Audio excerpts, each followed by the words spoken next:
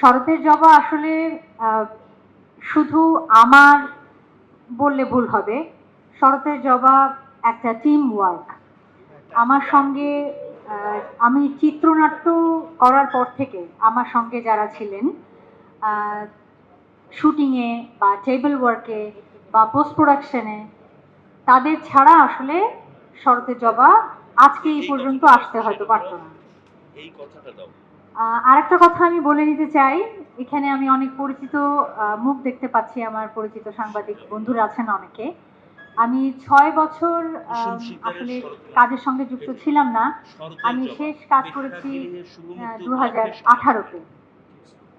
তো আমাকে অনেকবারই এই প্রশ্নের সম্মুখীন হতে হয়েছে, আসলে অগণিত বার, যে আমি কেন কাজ করছি না।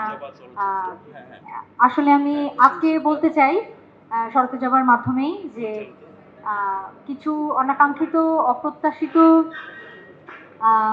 ঘটনার কারণে আমি নিজেকে আসলে স্বেচ্ছায় অভিনয় থেকে দূরে রেখেছিলাম। বাট আমার পরিবারের সহযোগিতা এবং আল্লাহর রহমতে আজকে আমি শরতের জবা নিয়ে এখানে আসতে পেরেছি আপনাদের সামনে।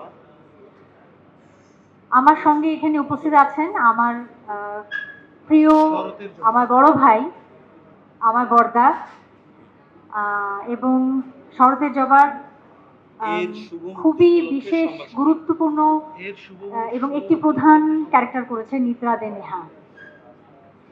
নেহা অত্যন্ত লক্ষ্মী এবং মনোযোগী একজন আর্টিস্ট, এবং আমি আমার 24 বছরের ক্যারিয়ারের অভিজ্ঞতা থেকে বলতে পারি, নেহা যদি তার কাজের এই ধারাবাহিকতা বজায় রাখে, ও শুধু দেশে না, কিছুদিনের মধ্যে দেশের বাইরেও একজন নামকরা অভিনেতা হতে যাচ্ছে। আচ্ছা, আমি প্রথমেই বলছিলাম যে শরতের জবা একটা টিম ওয়ার্ক।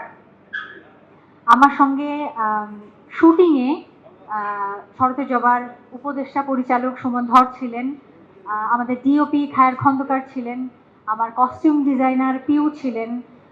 এদের নাম বিশেষ করে আমি আলাদাভাবে বলছি, কারণ এরা না থাকলে আসলে শরতের জবার নির্মাণ বেশ কঠিন হয়ে যেত।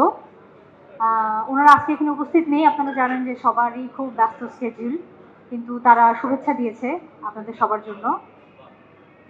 এবং পোস্ট প্রোডাকশনে আমি বলবো যে আমার সাথে যারা কাজ করেছেন, এডিট করেছে, কালার করেছে মাহফুজুল হক আশিক, উনি ওখানে আছেন। আমার ভিএফএক্স যিনি করেছেন SM কাউসার, এবং আমার বন্ধু ছোট ভাই ব্যাকগ্রাউন্ড স্কোর করেছে আপনাদের সবার প্রিয় খৈয়াম শানু সন্ধি। ওনারা সবাই এখানে উপস্থিত আছেন। আমি সঞ্জিতাকে রিকোয়েস্ট করব যে আমি সবার কাছ থেকে 2-1 লাইন শুনতে চাই প্লিজ। নিঃসন্দেহে এমন একটি কাজ আসতে চলেছে এবং এই কাজের সাথে সকলেরই কিছু না কিছু স্মৃতি জুড়ে আছে। সেই স্মৃতির কথা শুনবো, কাজের অভিজ্ঞতা শুনবো এবং শুভেচ্ছা বক্তব্য শুনবো একটু ছোট্ট করে। প্রথমে শুনতে চাই মাহফুজুল হক আশিকের কাছে, তিনি শরতের জবার কালারিস্ট এবং এডিটর হিসেবে ছিলেন। তার কাছে আমরা ছোট্ট করে একটু শুনতে চাই।